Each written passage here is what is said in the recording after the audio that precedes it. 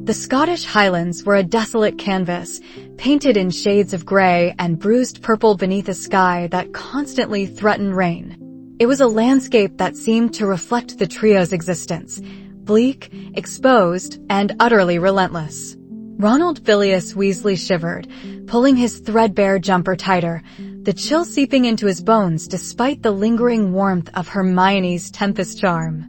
They'd been operating for hours, snatching quick, disorienting jumps across increasingly barren stretches, driven by a scrap of ancient lore Hermione had unearthed. Another dead end, Ron suspected, just like the last 10. "Are we sure this is it, Hermione?" Ron asked, his voice raspy from disuse and the cold. He looked from Harry, whose eyes were already scanning the horizon with an unnerving intensity, to Hermione, whose brow was furrowed in concentration over a faded map clutched in her gloved hand. She was always sure, wasn't she? Always had an answer, a meticulously researched theory, a spell for every conceivable problem. Harry had the destiny, the scar, the hero's courage. Hermione had the brains, the books, the relentless logic. And Ron? He had loyalty, and a knack for getting them into trouble, or at least, for being the first to complain when they were in trouble. He felt the familiar knot of inadequacy tighten in his stomach. The past few months had been a relentless assault on his self-worth. Every failed Horcrux lead, every close call, every moment of fear, amplified his feeling of being the weakest link. He'd left his family, knowing the danger he put them in, yet he couldn't shake the nagging belief that he wasn't pulling his weight, that he was more burden than asset. Harry and Hermione, even in their shared exhaustion, seemed to glow with a quiet competence he could only envy. He was just Ron, the youngest Weasley son, best friend to the boy who lived, eternally overshadowed. The texts describe a confluence of powerful ley lines, Hermione recited, tracing a shaky finger across a crumbling parchment. An ancient druidic sacred ground, forgotten for millennia. The magic here, it's primal, deep. A perfect place for a Horcrux to lie hidden, drawing strength from the very earth. She looked up, her usually precise movements a little slower, her face pale with fatigue. "It's strong, Ron. I can feel it." Harry nodded, his green eyes narrowed, taking in the rolling hills that stretched towards towering, mist-shrouded peaks. Dumbledore always said Voldemort chose places of significance, places steeped in magic. This fits. He gripped his wand, a silent promise to himself and to the two people beside him.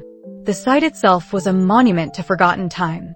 Gigantic, moss-covered standing stones, arranged in irregular circles, jutted from the boggy ground like ancient, petrified teeth. Some leaned precariously, others lay shattered, half-buried, their surfaces etched with weather-worn symbols Ron couldn't decipher. The air hummed here, a low, almost imperceptible thrum that vibrated in his teeth. It felt like standing inside a dormant beast, its breath rising as a cold, damp mist from the ground. They began their search, methodical at first. Hermione performed scanning spells, her wand sweeping over the stones, searching for dark magic, for any flicker of the Horcruxes' corrupt presence. Harry, ever vigilant, moved silently, his gaze sharp, his hand never straying far from his own wand. Ron, however, found himself drifting, feeling clumsy and obvious. He tried a few rudimentary detection charms of his own, but they fizzled weakly or returned no results. He felt like a child playing at being a wizard compared to his friends. "Anything?" Harry asked, his voice low, breaking the heavy silence. Hermione sighed, a gust of white breath in the cold air. "Nothing conclusive. There's so much residual magic here, Harry. It's like a magical fog.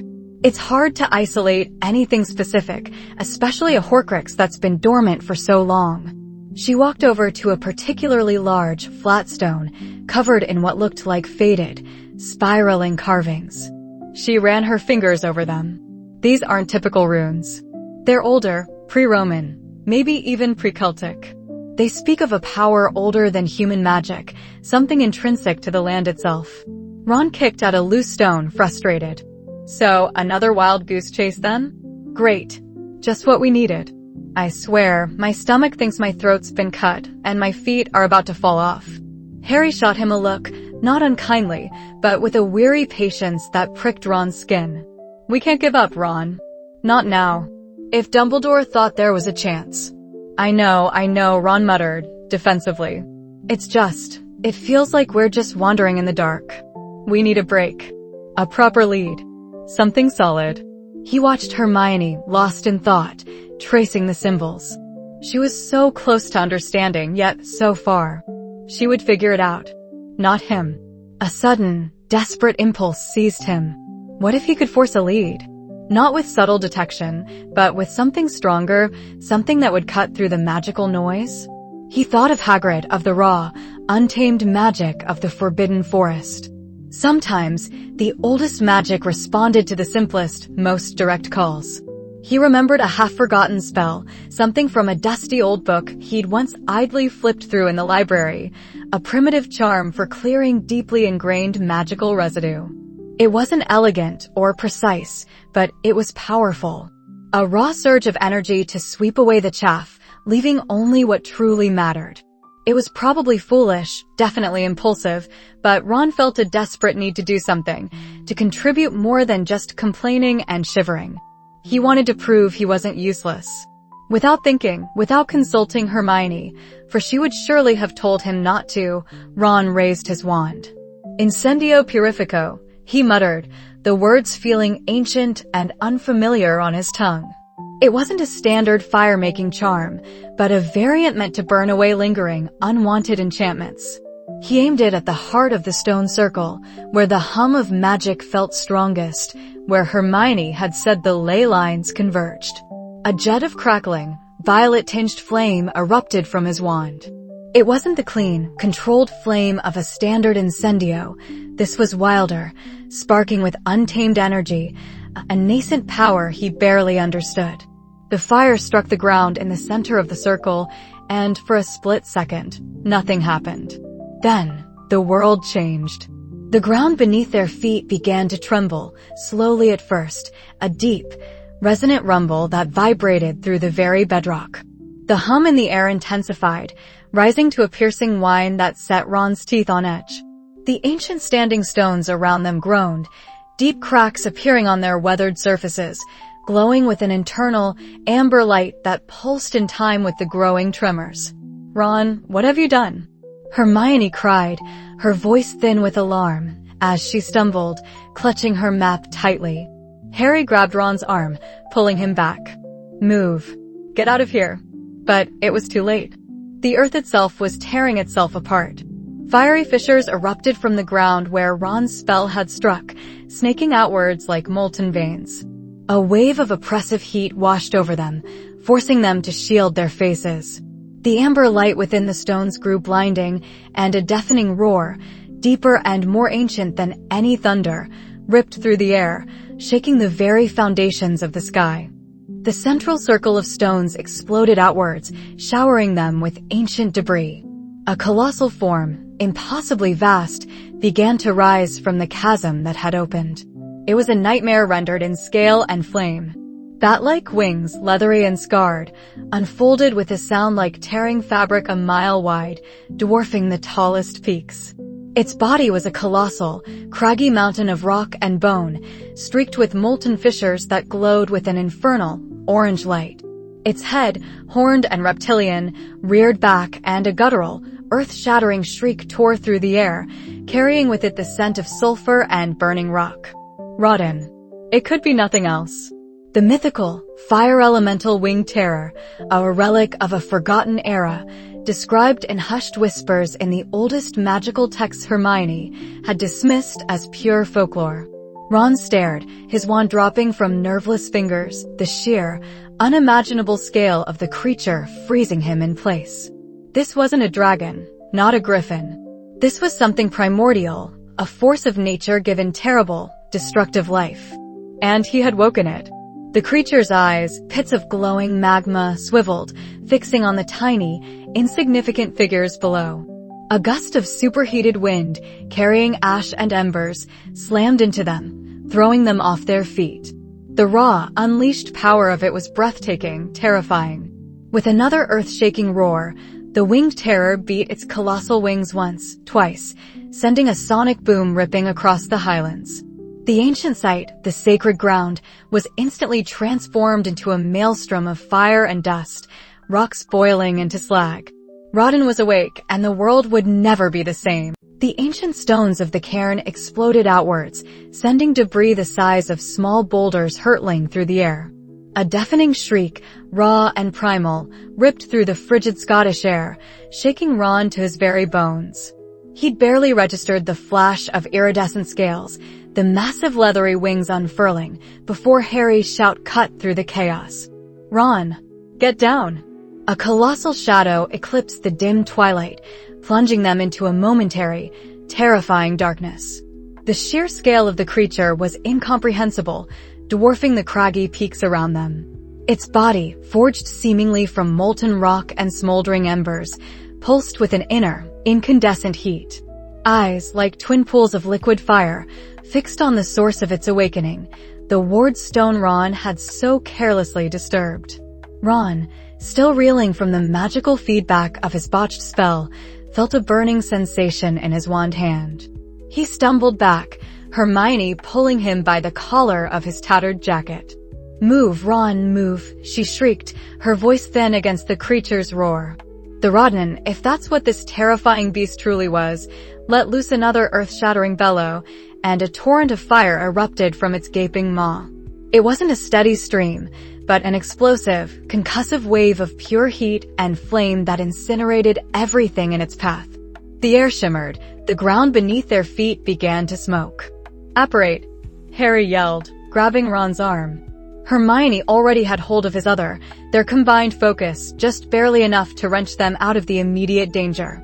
The world twisted and tore, the sound of the beast's rage echoing even in the ethereal void of apparition.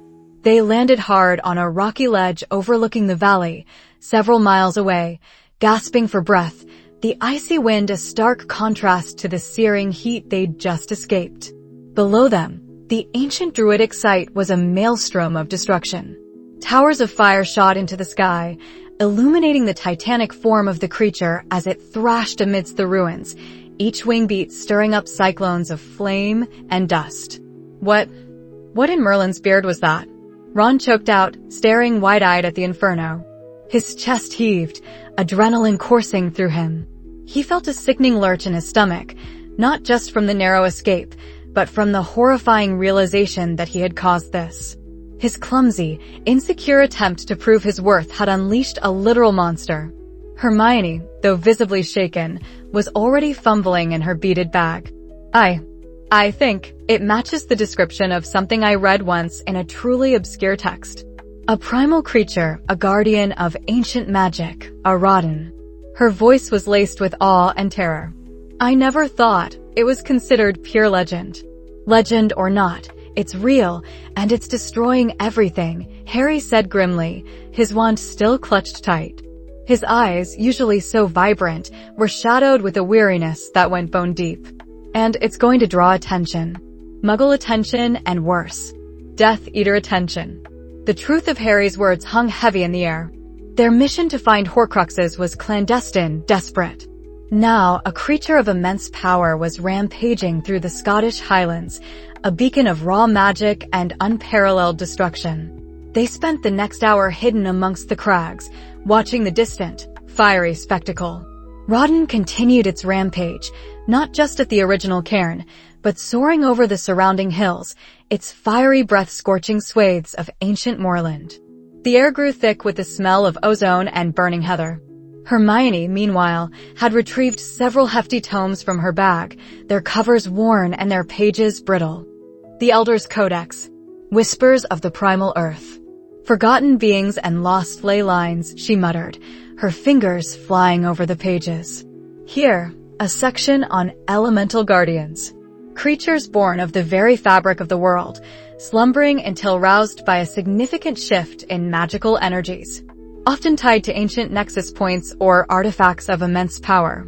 Ron shivered, despite the heat radiating from the valley. Significant shift in magical energies? You mean, like when my stupid spell went wrong, he mumbled, shame burning hotter than any distant flame. Harry put a reassuring hand on his shoulder. It wasn't stupid, Ron. You were trying to help. We didn't know this thing was here. But Ron heard the underlying frustration in Harry's voice, the burden of leadership weighing heavily. Hermione looked up, pushing her tangled hair from her face. It mentions a phenomenon called primal awakening, where such creatures are stirred from eons of hibernation.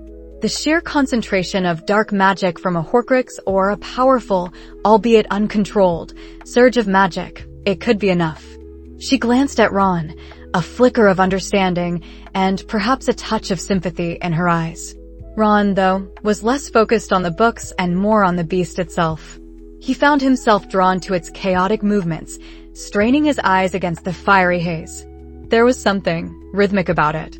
Not random destruction. It was sweeping, searching, like a panicked animal or perhaps something more purposeful. Look, Ron said, pointing a trembling finger. It's not just flying around. It keeps circling back to that one spot. See? Near the biggest peak, just beyond the cairn. Harry and Hermione followed his gaze. Indeed, after each wide, destructive sweep, the Rodan would return, hovering for a moment over a jagged, less destroyed promontory of rock, letting out a series of resonant, almost mournful cries before taking off again. It's like it's looking for something, Ron ventured, a strange thought forming in his mind, one that felt oddly familiar, echoing snippets of Hagrid's booming voice over roaring fires in his hut. Yeah, gotta understand, Ron. Not just see, Every creature's got a purpose, even the most misunderstood. Hermione scoffed, though without her usual conviction. Looking for something? Ron, it's a colossal fire-breathing monster that's just woken up from a millennia-long nap. It's probably just disoriented and destructive. No, Ron insisted, the feeling solidifying. He felt a weird, almost empathic thrumming in his chest, a low hum of power that resonated with the creature's distant cries. He remembered the feeling of the ward, not just a barrier, but something alive, humming with primal magic. It's not random. It's agitated. Like it's lost something important or protecting it. Like a dragon guarding its hoard, but this isn't a hoard. It's different. He tried to articulate the vague, unformed thought, remembering all the times he'd tried to soothe Norbert, or talk to Grop, or even just read the signs in the forest with Hagrid. It was a language without words, a connection of instinct and emotion. It's not just destroying things. It's clearing them away. Like it's trying to get to something underneath, Ron continued, gesturing wildly. See how it's not just blasting the ground randomly, but focusing its breath in patterns? Like it's burning through the earth itself, not just the plants. Harry squinted, then pulled out his omnioculars, enchanted to magnify and clarify distant sights. He focused them on the Rodan. He's right, he murmured, a note of surprise in his voice. It is concentrating its fire. There's a particular, glowing fissure appearing in the rock where it keeps blasting. The rocks around it are melting. Hermione leaned forward, her brow furrowed. The text mentioned that ancient magical nexus points often lie deep beneath the earth, sometimes shielded by geological formations or forgotten enchantments. If Rodan is a guardian, perhaps it's trying to reach or protect its own core. Ron felt a surge of validation, small but significant. He wasn't entirely useless. His creature sense, as Hagrid used to call it, was telling him something important. It's like it's calling to it. Or trying to wake it up after I woke it up. But what would be there? Harry wondered aloud, lowering the omnioculars, a new, speculative glint in his eyes. Ron looked at Hermione, then back at the Rodan, now letting out another piercing cry as it slammed its immense talons into the ground near the glowing fissure, tearing away tons of rock. Something powerful, Ron said slowly, the words forming a chilling realization. Something powerful enough to be worth guarding for millennia. Something powerful enough to attract Voldemort. Hermione's eyes widened. The Horcrux. What if the Horcrux isn't just at an ancient magical site, but is the ancient magical site? Or connected to it in a fundamental way that keeps this creature dormant? The possibility hung in the air, a terrifying revelation. Ron had stumbled not just upon a monster, but potentially upon the very thing they sought, inextricably linked to the primordial guardian he had so unwittingly awakened. He felt a strange mixture of dread and a burgeoning sense of purpose. This wasn't just about escaping a beast anymore. It was about understanding it. As Rodan let out a final, echoing roar, a sound that seemed to vibrate directly in Ron's chest, it suddenly turned, not towards the fissure, but towards the sky.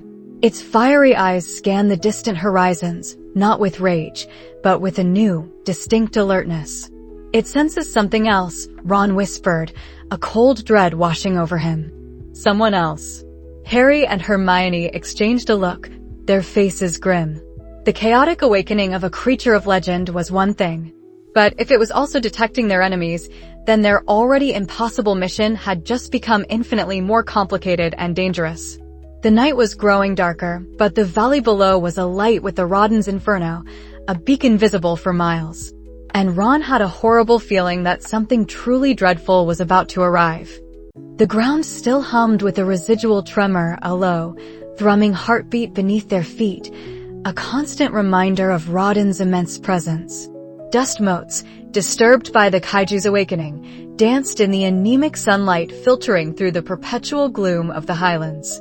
Hermione, eyes still wide, was frantically flipping through a tattered, ancient tome she'd pulled from her beaded bag, Arcana Primolis, records of the eldritch beasts. Harry, wand gripped tight, scanned the craggy peaks, his face grim. Ron, however, felt a different kind of tremor. It wasn't just the ground, it was inside him. A reverberating echo of Rodan's primal roar seemed to have settled in his chest, a strange, guttural resonance. He could still feel the phantom heat of its breath, the colossal shadow it cast, but beneath the fear, a thread of something else had begun to weave itself. A feeling of kinship? Understanding? It was bizarre, unsettling, and yet strangely compelling. Rodan wasn't just a monster. Ron was sure of it. It was protecting something. But what?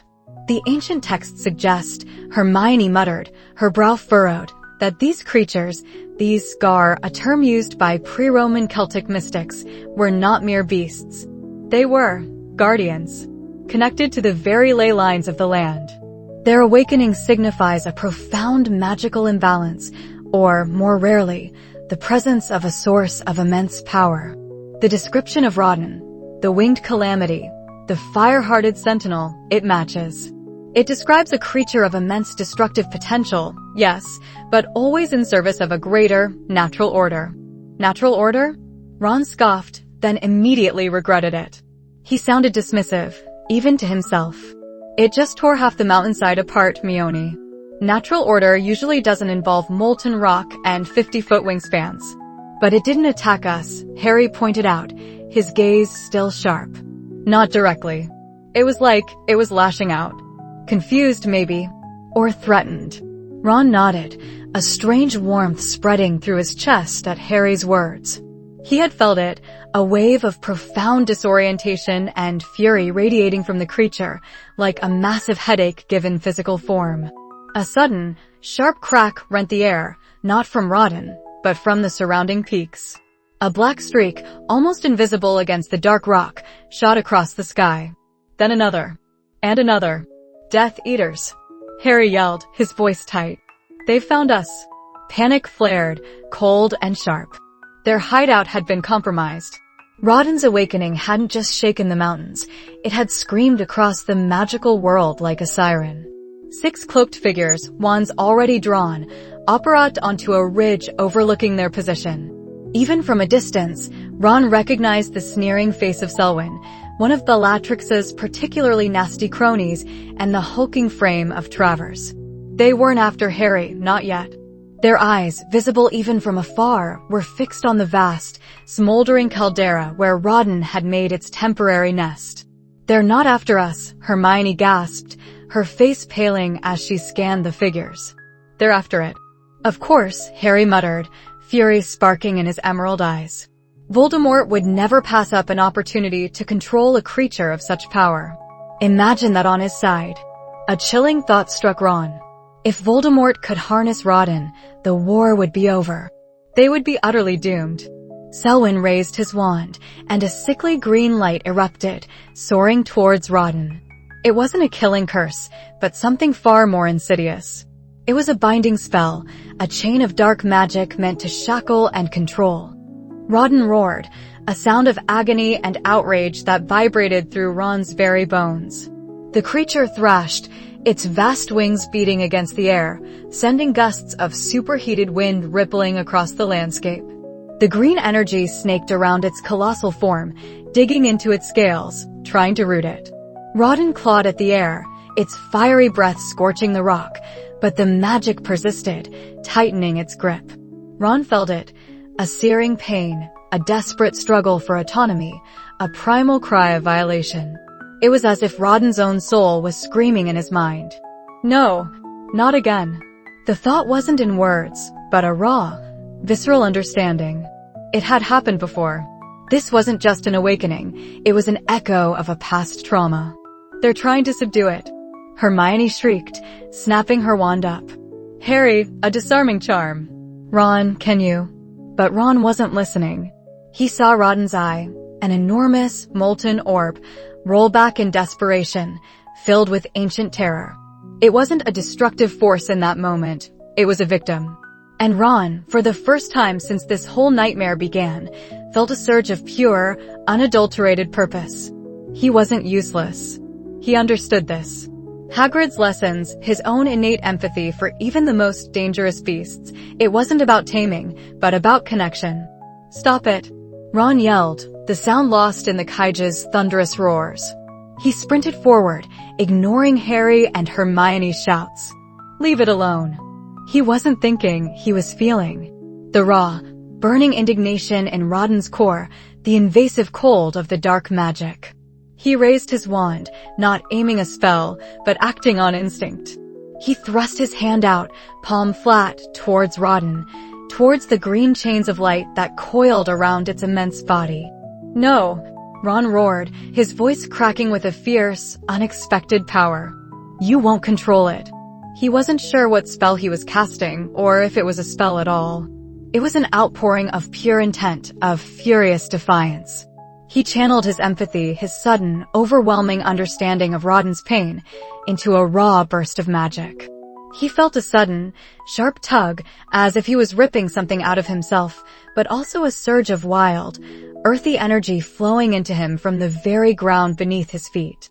The ancient magic of the ley lines, dormant for millennia, was stirring, responding to his desperate plea. A shimmering orange-gold aura erupted from Ron's wand tip, not a focused beam, but a radiating wave. It wasn't a shield charm in the conventional sense, nor a counter curse. It was a disruption. As the wave washed over Rodan, the green chains of dark magic flickered, distorted, and then shattered, dissolving into motes of black smoke. Rodan's roars subsided into guttural growls, its massive head twitching, its gaze fixed on Ron. There was confusion, yes, but also a glimmer of something else, recognition. The Death Eaters, momentarily stunned by this unexpected interference, turned their attention from Rodan to Ron. A Weasley. Selwyn sneered, his voice amplified by a sonorous charm. Playing hero, are we? Pathetic blood traitor.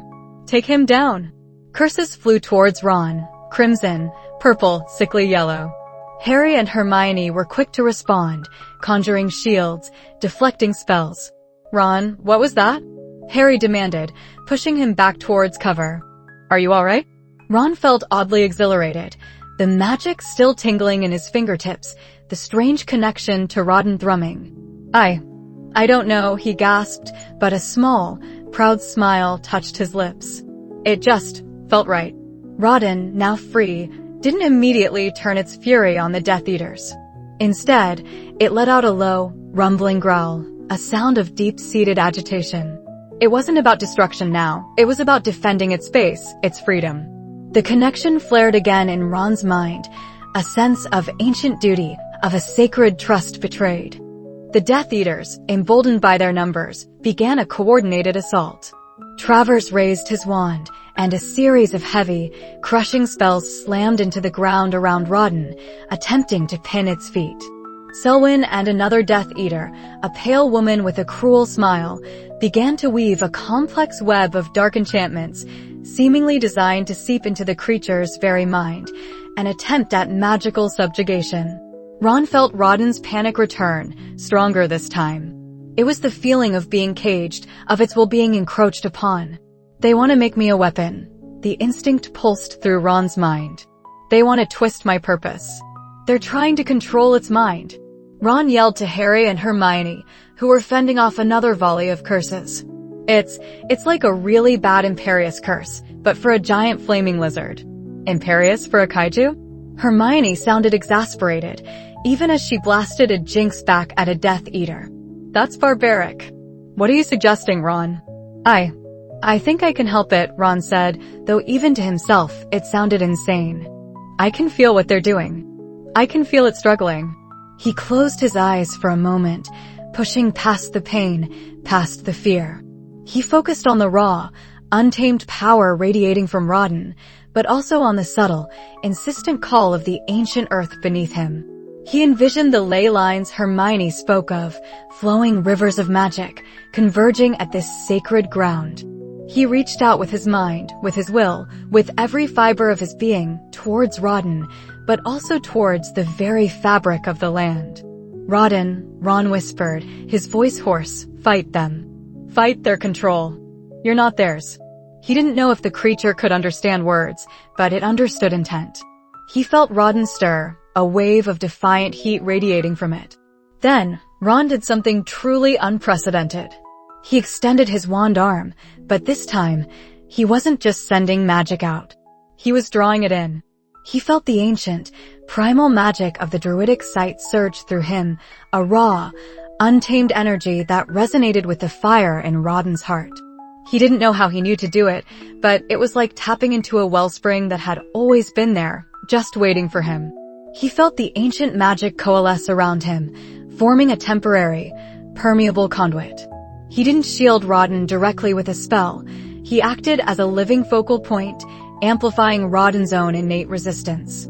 He felt the mental probes of the Death Eaters strike the kaiju, but instead of taking hold, they were deflected, shunted aside by a sudden, overwhelming surge of pure, raw fury from Rodan itself, subtly guided by Ron's desperate efforts. Rodan, infused with this subtle, bolstering energy, unleashed a truly spectacular torrent of fire.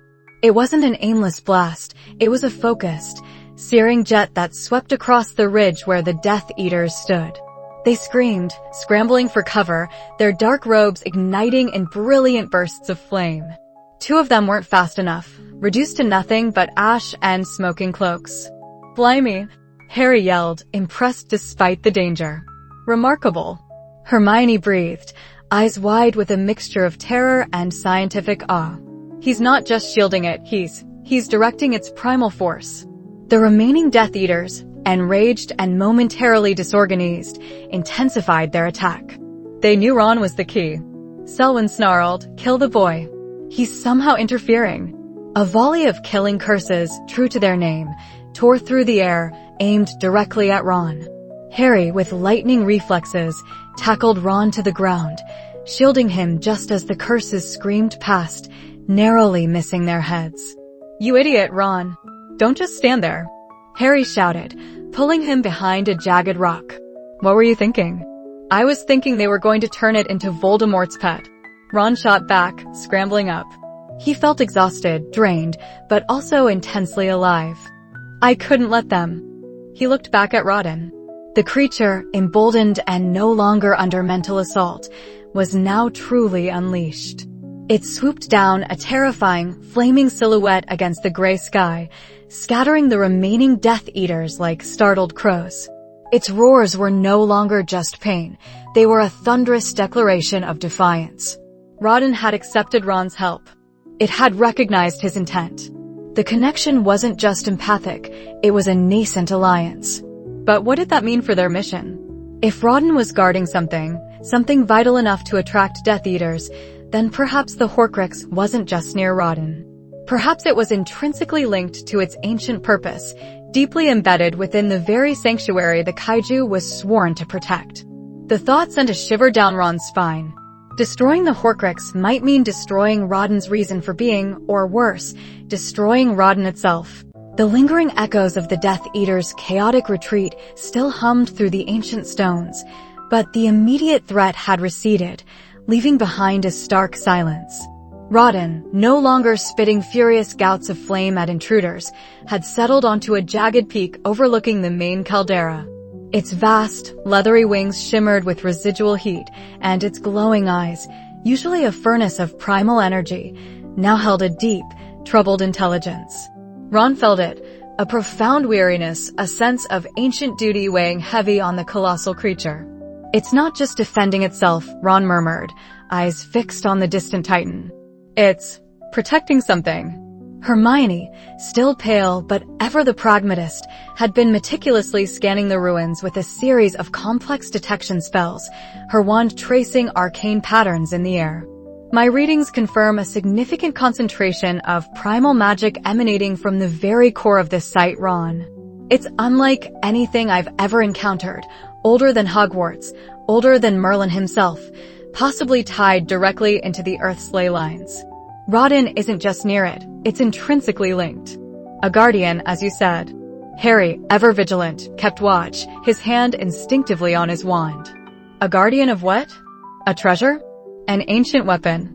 Ron shook his head slowly. "No, not a weapon. It feels essential, like its own heart. And there's a pain there too. A deep, persistent ache, like something's wrong with its core." He paused, reaching out with his mind, trying to understand the jumble of primal emotions from Rodan. "It's not just pain, though. It's a gnawing darkness, like a festering wound within the magic it guards." Guided by Rodan's subtle mental impressions, Ron began to move, navigating the labyrinthine passages and crumbling chambers with an uncanny sense of direction. He felt a pull, a magnetic draw to a specific point deep within the mountain. Harry and Hermione followed, their wands raised, unease prickling at their skins.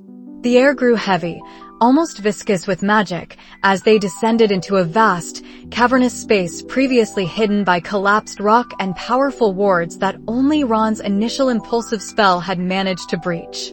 The chamber was immense, its ceiling lost in shadow, but the walls pulsed with an ethereal, emerald light. Intricate runes, too old for any known translation, glowed with an inner fire, weaving complex tapestries of energy. At the very center of the chamber, where multiple ley lines converged in a shimmering nexus, stood an ancient obsidian altar. It wasn't adorned with sacrifices or symbols of worship, but pulsed with a raw, undeniable power that made the very air vibrate.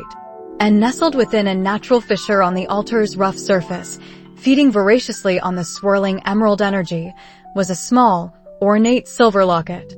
Slytherin's locket. The air in Ron's lungs hitched. A Horcrux. Here. After months of desperate searching, it was right in front of them, undeniably present, undeniably vile. But it wasn't just sitting there. Dark tendrils of magic, almost like corrupted roots, snaked out from the locket, burrowing into the obsidian, drawing the pure, ancient energy of the Nexus into itself, twisting it into something sickly and dark. Hermione gasped, her detection spells flaring wildly. "Ron, it's the Horcrux. But it's not merely protected by the ancient magic, it's fused with it. It's drawing sustenance from the ley lines themselves." Harry strode forward, wand already raised. "Let's destroy it." "Fiendfire? No, maybe a basilisk fang, if we had one." But Ron held up a hand, a cold dread seeping into him. He felt Rodan's distress intensify, a piercing screech in his mind, though no sound escaped the Titan's distant maw. The entire chamber throbbed with a deeper, more frantic rhythm. "No, Harry, wait," Ron said, his voice unusually steady. It's part of it. The Horcrux isn't just guarded. It's a parasite. It's corrupting the heart of Rodan's sanctuary. If we just blast it, we could destroy everything." Hermione's eyes widened as she ran a new series of diagnostic charms. "He's right, Harry. The Horcrux has embedded itself so deeply that its magical signature is almost indistinguishable from the background radiation of the ley lines. It's like a tumor in the very essence of this place. A blunt destructive spell, even something as potent as Fiendfire, could destabilize the entire Nexus. It could cause a massive magical implosion, shatter the ley lines in this entire region, and end Rodan. It's part of Rodan. She looked at Ron, a new respect in her gaze. Your connection, Ron, it's allowing you to perceive something I can only interpret with complex arithmancy. The full weight of the dilemma settled on Ron's shoulders like a mountain. Here was the Horcrux, the single most important objective of their desperate mission, within reach. But destroying it meant potentially annihilating this ancient sanctuary, harming the very creature he had come to understand and connect with. It felt like tearing out the heart of the world, not just a dark object. Hagrid's words echoed in his mind. Always treat creatures with respect, Ron. They got feelings, same as us. Rodan wasn't just a force of nature. It was a living, sentient being, burdened with an ancient, corrupted duty. We have to destroy it, Ron, Harry urged, his voice tight with desperation. Voldemort can't be defeated otherwise. This is our chance. Ron closed his eyes, focusing on the mental link with Rodan. He felt the creature's immense power, its burning anger at the Death Eaters, but beneath it, the persistent hum of duty and the deep, silent suffering caused by the parasitic Horcrux. Rodan was protecting the Nexus, yes, but it was also imprisoned by the Horcruxes' corruption. It was guarding its own wound. But at what cost, Harry? Ron asked, opening his eyes. His gaze was no longer that of an insecure boy, but of someone grappling with an impossible choice. If we shatter this Nexus, what happens to Rodan? What happens to all this ancient magic?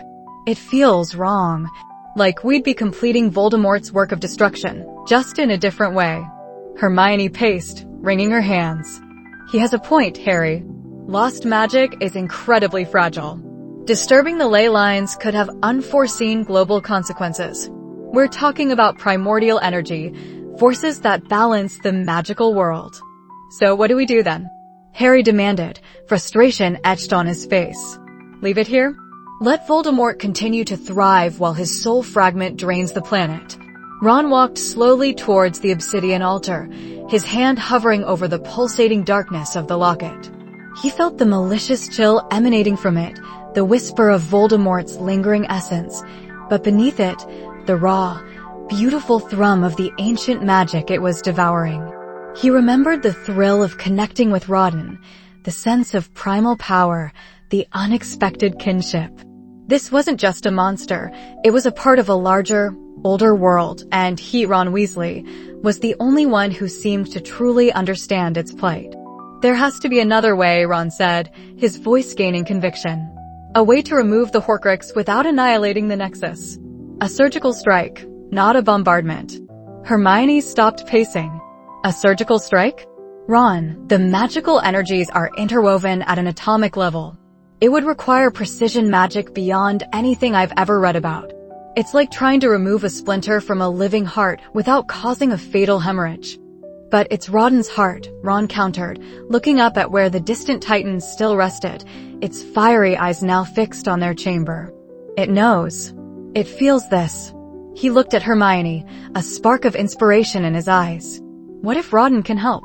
What if its own primal magic, its protective instinct, can be used to coax the Horcrux out, rather than blasting it? Hermione stared at him, then at the locket, then back at Ron, a profound thought dawning on her face. You mean, a symbiotic removal? Using Rodan's connection to the Nexus to somehow dislodge the parasitic element without damaging the host? That's completely unprecedented. It's lost magic, Ron. It's theoretical, perhaps even impossible. But if it is possible, Ron pressed, his gaze firm, it's the only way to get the Horcrux and save Rodan. It's what Hagrid would try. It's what feels right. He paused, taking a deep breath. I think I can feel how to do it. Not with spells, not with logic. With instinct. With Rodan. Harry looked from Hermione's astonished face to Ron's determined one. You think you can connect with it well enough to pull it off? To work with a creature that size to perform delicate surgery on ancient magic. I don't just think it, Harry, Ron said, a newfound certainty solidifying within him. I know it. This is what it wants. This is what I need to do. A low, resonant rumble vibrated through the chamber, making the runes glow brighter. Rodan had shifted, its head tilting towards them, its immense eyes burning with a renewed intensity that Ron understood not as anger, but as a silent, powerful affirmation. The choice was made. Destroying the Horcrux was paramount, but Ron wouldn't sacrifice an innocent, ancient guardian in the process. He would find a way, his own way, to achieve both. He would trust his unique bond, his unconventional strength. But as a new resolve settled over him, so did a chilling realization. Removing the Horcrux, especially in such a delicate, unprecedented manner, would send a seismic shockwave through the magical world, a beacon that Voldemort would surely detect. They were about to unleash a storm, and this time, Ron would be at its heart. He looked at the Horcrux, then towards the surface, knowing that their greatest challenge, and Voldemort himself, was surely already on the way. The air grew heavy, not with the lingering scent of Rodan's fire, but with something far colder, far more ancient and malicious. The vibrant moss on the standing stones seemed to shrivel, the whisper of the wind through the crags turning into a guttural moan. Ron felt it first, a prickle on the back of his neck, a familiar dread that made his stomach clench. He gripped his wand, his gaze sweeping the jagged peaks around them. "They're here," Harry breathed, his voice tight, hand on his own wand.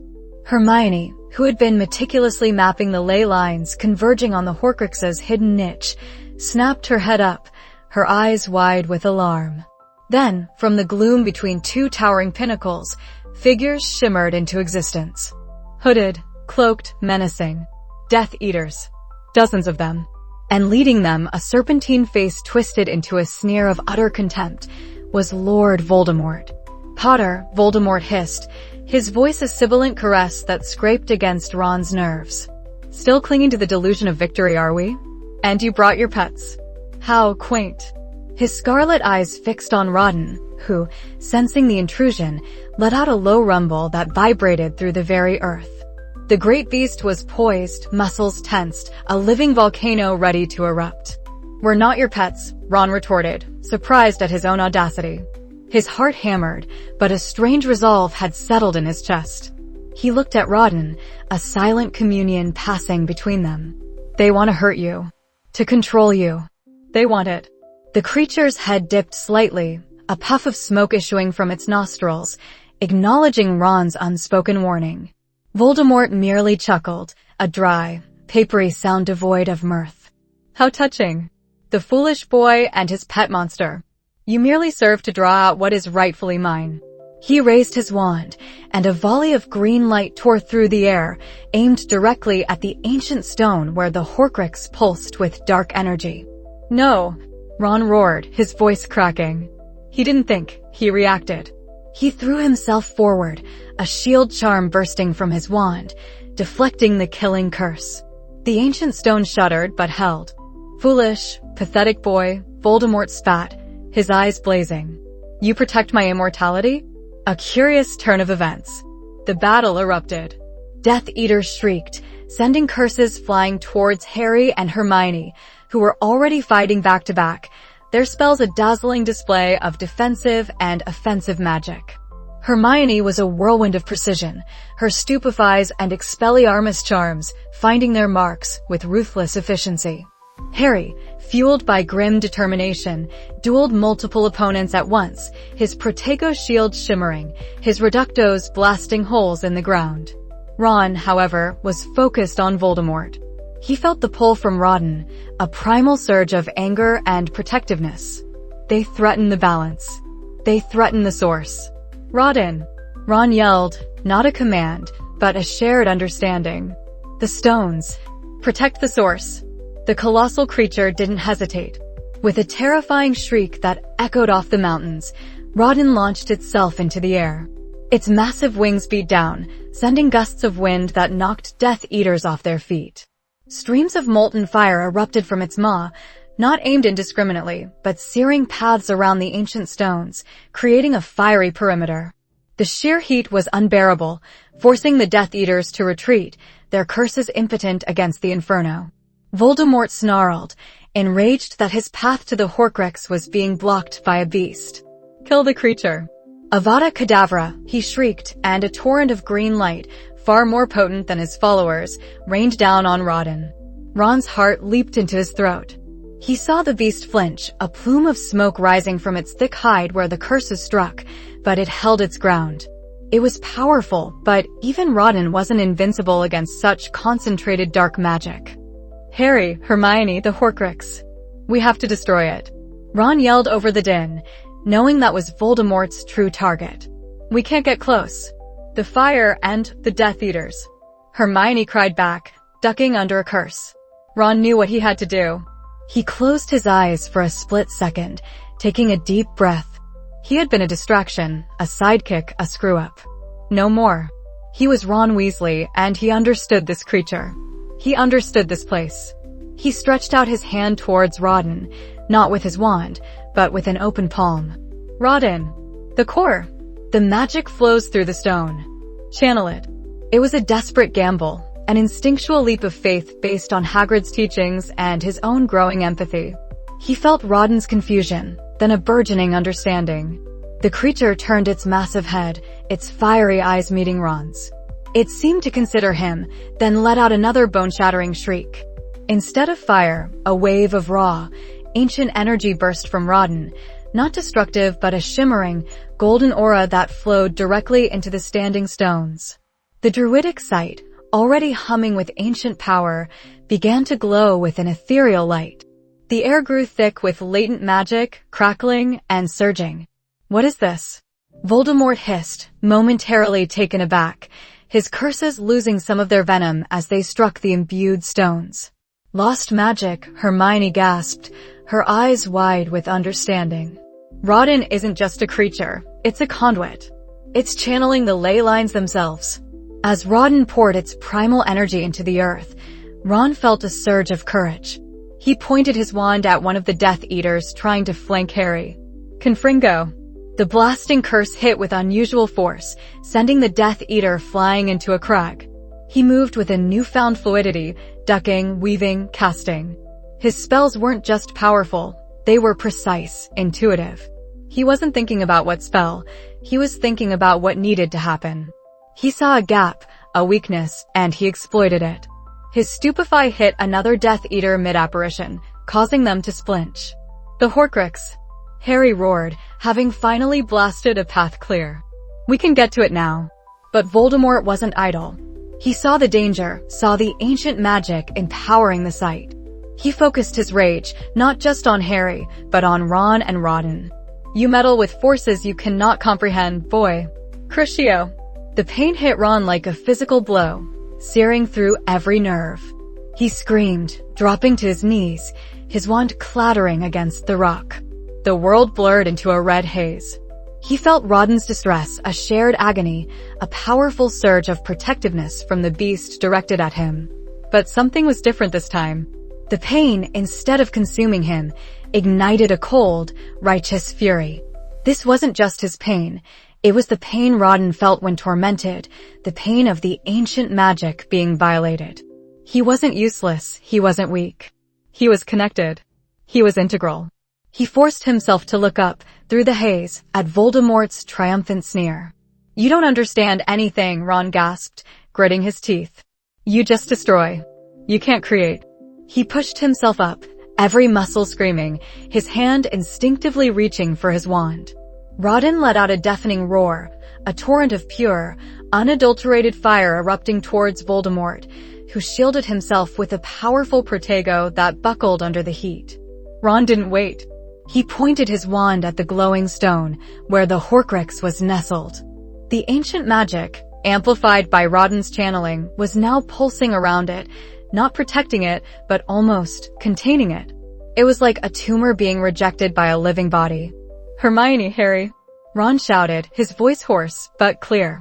"Aim for the Horcrux. The ancient magic is weakening its ward. Now!"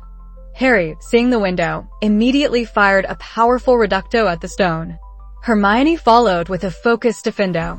Their combined magic struck the stone, but it was Ron's intuitive understanding of the ancient magic that made the difference. He wasn't just casting, he was guiding. He felt the flow, the weakened nexus, and with a guttural roar, He poured every ounce of his renewed conviction into a single, focused confringo. The spell, imbued with a strange, primal energy from Rodan's connection, hit the stone. There was no explosion, no violent crack. Instead, the Horcrux, a small, unassuming silver locket, vibrated violently, a thin, black wisp of smoke curling from it. It let out a piercing, disembodied shriek of pure agony, a sound that ripped through the magical shield Rodan had created around the stone, before it disintegrated into nothingness. A collective gasp went through the Death Eaters. Voldemort's eyes widened, a flicker of pure terror crossing his face for the barest fraction of a second. Another piece of his soul, gone. "No, you fools!" Voldemort shrieked, his voice losing its customary control, raw fury replacing it.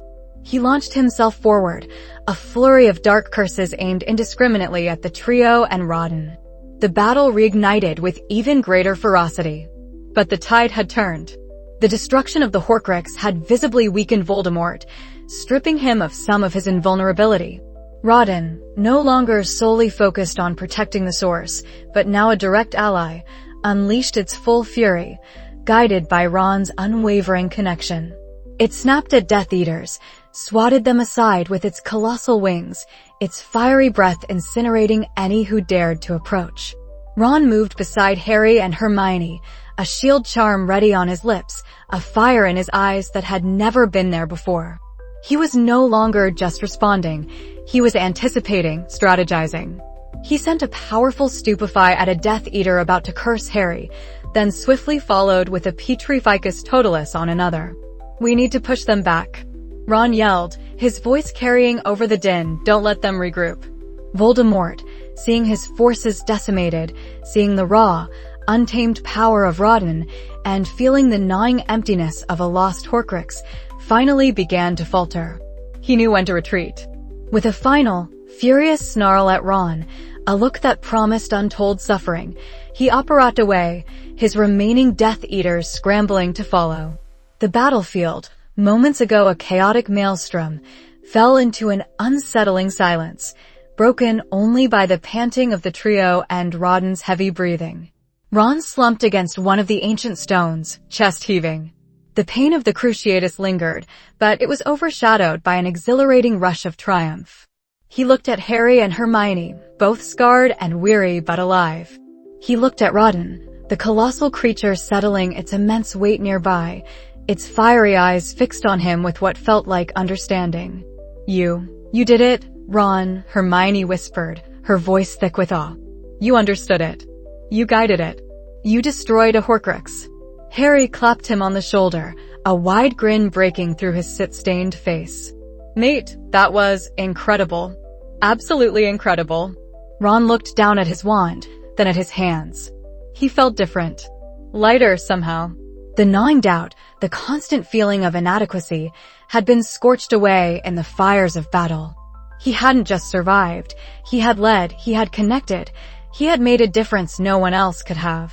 He had found his strength, not in emulating Harry or Hermione, but in embracing his own unique connection to the wild, untamed magic of the world. He was Ronald Bilious Weasley, and he had helped take down a piece of Voldemort. But as he looked across the desolate Scottish Highlands, the victorious feeling quickly mixed with the grim reality. They had won this battle, but the war raged on. Voldemort was wounded, but not defeated. And though a Horcrux was destroyed, the search continued.